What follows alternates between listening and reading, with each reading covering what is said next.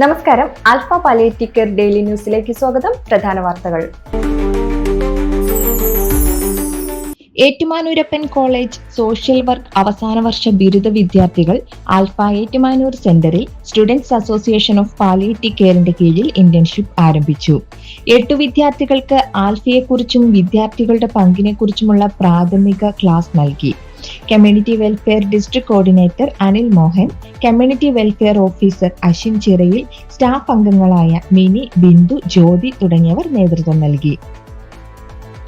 ലോക നഴ്സസ് ദിനാചരണത്തിന്റെ ഭാഗമായി Alpha Punalur centre May 12 nurses ദിനം ആചരിക്കും. 12 രാവിലെ 9 മണിക്ക് ആൽഫ പുനലൂർ സെന്ററിൽ നടക്കുന്ന പരിപാടിയിൽ സാമൂഹ്യ രംഗത്തെ വിശിഷ്ട വ്യക്തികൾ പങ്കെടുക്കുമെന്ന് president S Anilkumar, secretary Salimkutty, treasurer R Geetha, vice president Babukuttan എന്നിവർ അറിയിച്ചു.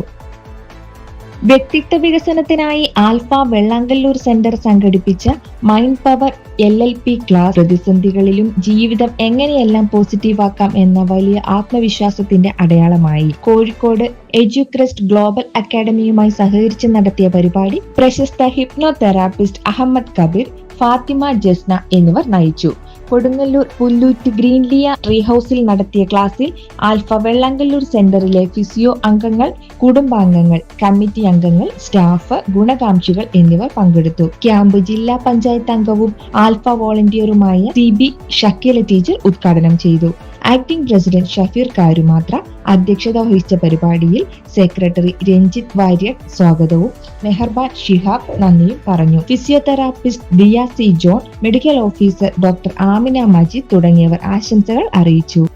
ഇതോടെ ഇന്നത്തെ വാർത്തകൾ അവസാനിക്കുന്നു. ജയ് ഹിന്ദ്.